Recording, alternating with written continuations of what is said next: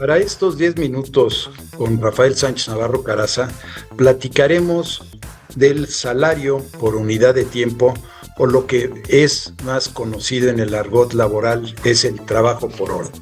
El trabajo por hora no es nuevo en nuestro sistema jurídico y en la práctica de las empresas. Si bien recordemos, en 1985, la empresa famosísima de hamburguesas que se instaló en México empezó a trabajar por horas, a pagar por horas el salario de sus colaboradores, y a la fecha así lo continúa siendo perfectamente legal y no ha sido cuestionado jurídicamente este pago. También por ahí de los años 90, con las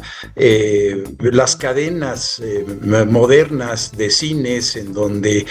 había varias salas de cine en un solo lugar de trabajo, también se implementó un trabajo en el que se pagaba por el número de horas trabajadas, y esto dio una gran flexibilidad tanto a los muchachos trabajadores, que en su gran mayoría eran estudiantes universitarios o de la preparatoria, para poder acumular en los fines de semana el número de horas que podían disponer, o de los horarios libres que tuvieran en la mañana o en las tardes, ya saliendo o entrando de sus clases universitarias o de la preparatoria. La Ley Federal del Trabajo fue modificada en el año de 2012 con aquella famosísima reforma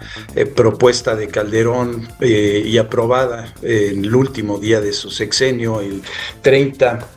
de noviembre de 2012, en el cual se modificó el trabajo por hora, estableciendo ciertos candados específicos, en el cual se determinó que el ingreso que perciban los trabajadores por esta modalidad, o sea, el salario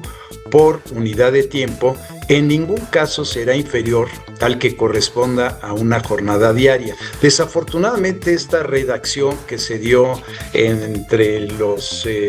las últimas discusiones en el Congreso de la Unión, pues fue muy desafortunada, porque ha habido muchas interpretaciones en el sentido de que aun cuando una persona trabaje una hora, se le tiene que pagar el salario mínimo completo. En nuestra opinión,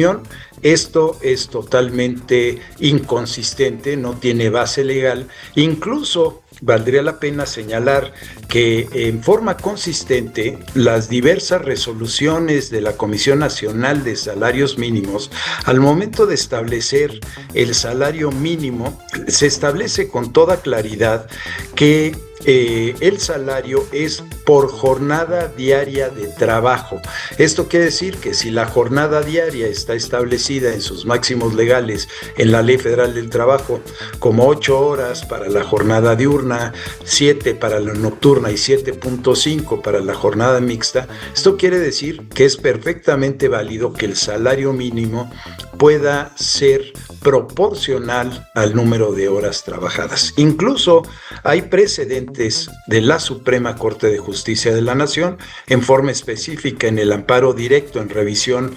1800/2001,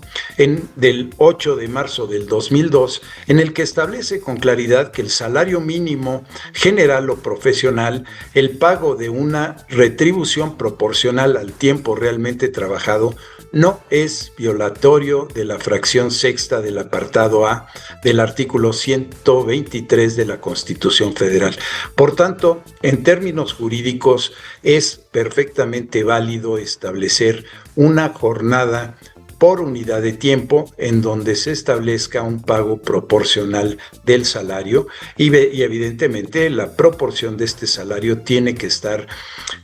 reflejado en los salarios mínimos generales para establecer la protección legal. Esto es muy importante tomarlo en consideración en función de la inminente reforma a los máximos legales de la jornada, esto es, a la famosísima las 40 horas que se vienen manejando como una reforma legal y constitucional desde hace 3 o 4 años en nuestro país, porque con esta fórmula se podrán establecer, se podrán llenar los huecos a las necesidades productivas, evidentemente con otros trabajadores y con el número de horas necesarias para establecer la jornada permanente, sobre todo en aquellas industrias donde se tiene que trabajar 7 días de la semana, las 24 horas del día, se convierte en una herramienta muy, muy práctica, funcional y que a todos beneficia el poder tener trabajadores en forma indefinida, con un contrato por tiempo indefinido, no necesariamente con tiempo